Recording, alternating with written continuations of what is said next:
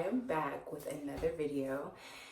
It's been so long since I posted on my channel.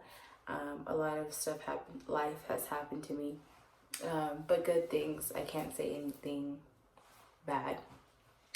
I know this video is well anticipated from a lot of you that have been DMing me about the job and asking me questions. So I'm gonna answer some basic questions that I get in my everyday DM about my job, as you can see, as the title here clearly states. So if anybody else has any other questions, like you're wondering about the interview process or how the job basically is, I'm gonna answer it all for you here. So basically, I don't even know where to start. It's just so much. Basically, I'm just gonna say how long my process took. It took about 7 months for the whole process for me applying to the interviews. There's 3 stages of interviews. When for the company that I work with, 3 stages. It was the recording yourself, the live interview, where you're actually talking to somebody. It's like a FaceTime or like a Skype call, and then you're face to face. And that all took 7 months. So if you're in the process and you haven't heard anything yet, you're still in the running. Don't feel like you have been X'd out. Like, they're still reviewing you. They probably have even placed you in a class. They just haven't give you that confirmation yet. So be patient with the process. Trust the process. That's all I can say is trust the process. The main question that I get is about people being nervous, like what to expect and how to act, what to wear. You wear business professional, wear hair up in a bun. If you have long hair, ladies, I would suggest wearing it in a nice slick back bun, or maybe like a low ponytail. Or if you have like a short bob, you could wear it down. I had a bob, I wore it down. Red lip, if you like red lip. Personally, I do not like the whole red lip thing. I just feel like it doesn't look good on me for some reason, but I love red lips on anybody else. So if you have like a red lip, wear a red lip. They like that. Try to resemble a flight attendant as much as possible, because they like to see, you know, what you would look like. Talk to everyone, not just the flight attendants there. Talk to the people that are interviewing there, because you never know, you might make some lifelong friends. Because everyone is just as nervous as you. Everybody wants the same thing. Everybody has the same goal. You all are there for one thing, is to get that CJ up. So just mingle. I'm very like introverted and extroverted at the same time. Like when I'm in like a situation where I don't know a group of people, I tend to be quiet. I'm not shy, but I tend to just like kind of like shut down and just like observe the room before I'm like, hey, my name is, but I had to just go in there and be super extroverted, talk to everyone, ask questions, and it kind of really put me out of my element. But I've learned that things in life, the things that you want in life, you have to step out of that comfort zone to get where you want to get to the next level. So with this job, I can definitely say that I have been forced out of my comfort zone and the normal that I am used to with any other job. And I love it, and it makes me learn more about myself each and every day. It's incredible. A lot of other questions that I get is, do you need like a degree, or do you need like some sort of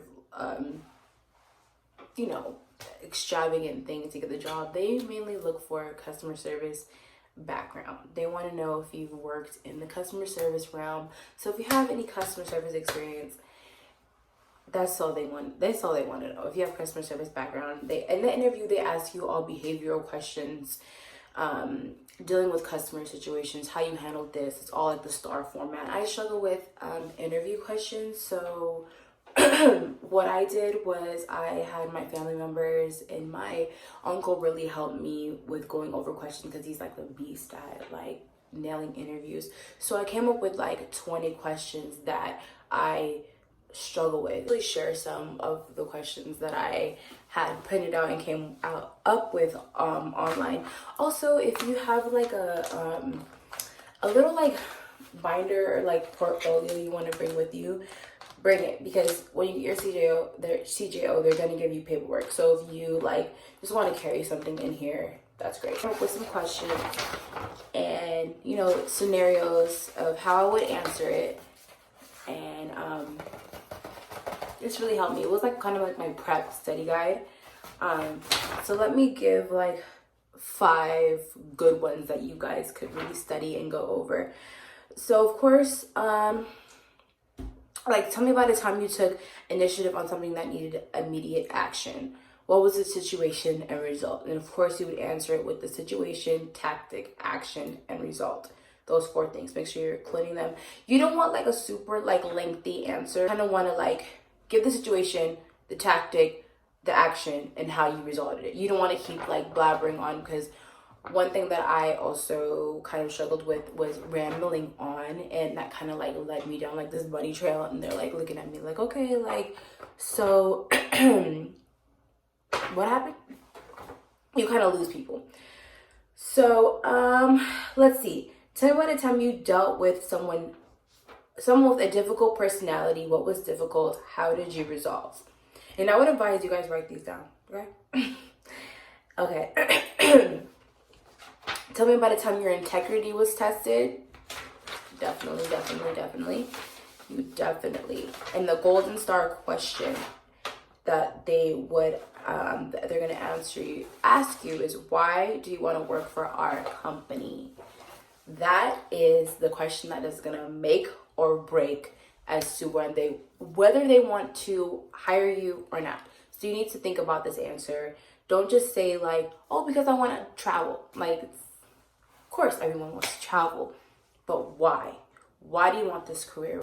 As a flight attendant, sometimes you will be based somewhere where you don't live. For 6 months of my life, I was based in Minnesota, and I live in California, and I would have to commute to work like all the time. So I would have to look at weather, flights, the flight loads.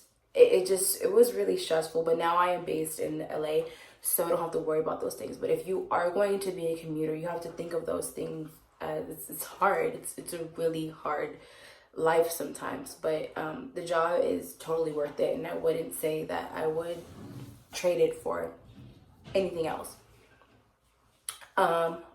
Yeah, and then another thing about being based where you don't live, like, you have to think about that. Like, they're gonna put you where they need operation. And I never really thought that in my head, like, I would be based in Minnesota out of all places.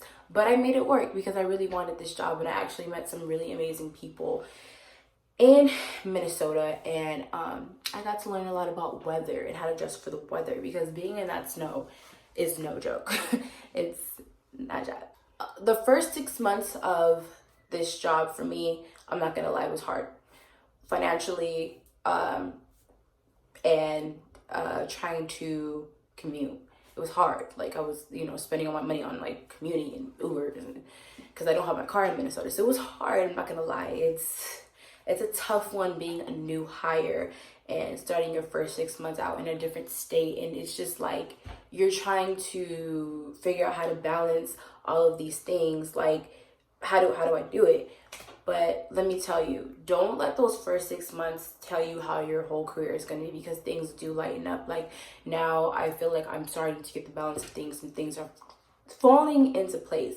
But it was hard. I'm just going to be real with you. But don't let that determine what your next year is going to be like, because they always lighten up when you get seniority, when you start to get your pay raises. Like, things really do look up, and I don't want that to discourage anybody. I'm just trying to give you the real, because if you're thinking about becoming a flight attendant, you have to think about all these things, not just the travel, because it's so much more than just comes with the benefits. And some people just look at that like, oh, well, you're on the beach here and here. Yeah, I mean, it's that, but it's also these other things that you really have to think about, like being away from home, from your family 24/7, traveling. It's so much that goes on in this industry that's not talked about, and I would love to share these with you. Just let me know in the comment section if you would like to see more from me, and I'll be more than happy to answer any questions if you DM me. I like to help people out because I was in that situation also. So let me know if you have any other questions, and I appreciate you watching this video. Thumbs up and like, and I will also be putting out some vlogs for you guys. I'm excited because I want to get back in this. I feel like I'm at a place where I'm comfortable in my life, where I want to, you know, take you on this journey with me. So I appreciate it. Thanks.